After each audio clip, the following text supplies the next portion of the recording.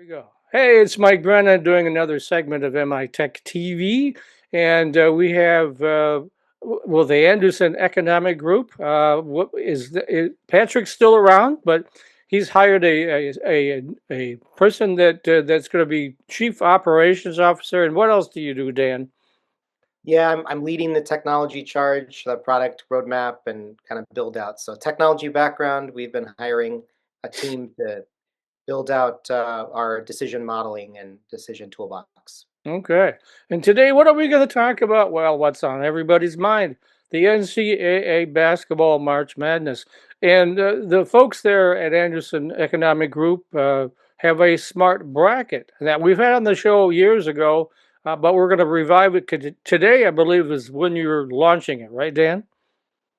Yes, Support Intelligence, our little company, has been hard at work getting the latest and greatest updates. So, we are live with the latest selections from Selection Sunday for 2026 and excited to have everyone try it out. It's on smartbracket.io, but we'd love to have people take a look. We also have a contest this year.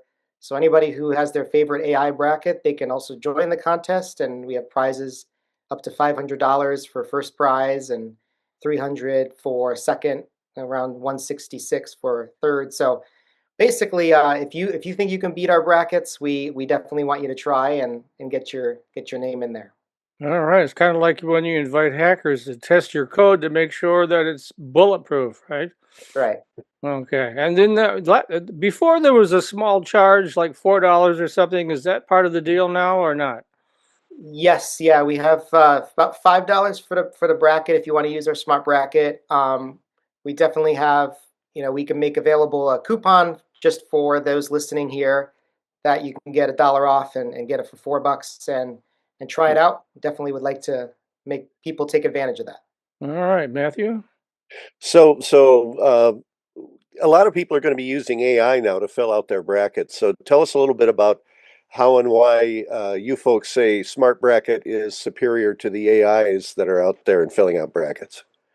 Yeah, it's a great question. I think we've done a bit of a technology showcase bake off last year, and we tried over a dozen different models, so Claude and Gemini and several of them.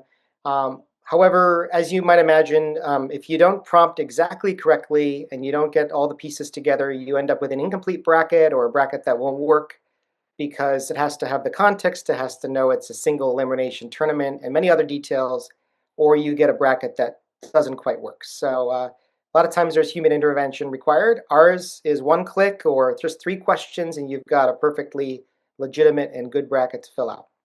Now you can feel free to add AI if you want, or your own intelligence there. We value human intelligence, hence the name Supported Intelligence. It's we want to have the human expert, and I think everyone feels like they're an expert this season.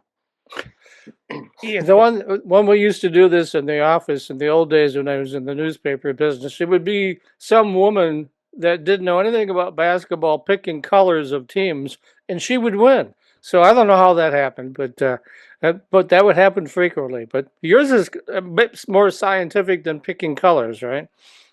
Yeah, and that's the exciting part is we've had around 90th percentile in the last 10 years we've been running, so we've had a good track record. It's been fun to see that continue. Obviously, we're up against tough competition. I know the AI, models continue to improve, and they're really good for coding. They're good for a lot of other things that people are doing, but we still think decision intelligence can be done through our software and with human input. Matt? Okay. Yeah. So 90th percentile, huh? That is, year in, year out. You're right around there. Yes, yes. Sometimes a lot higher, sometimes a little bit lower, but in average, it's around there. And Okay. just the last couple of years, we've been north of that. But yes, it's been good. So talk a little bit about the rapid recursive technology. What is it?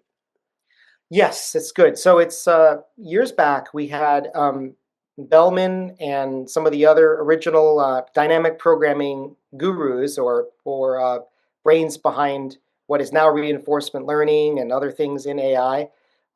They were actually building out sequential decision problem and things like that years ago. We have taken that with our patented technology. We have improved on it, And that is incorporated into basically all of our decision toolbox elements or applications. So whether it's recommendation systems, whether it's tariff risk or malware risk that you want to mitigate, we have a lot of opportunity for use of it, but it's definitely built on old tried and true technology from the 50s and 60s.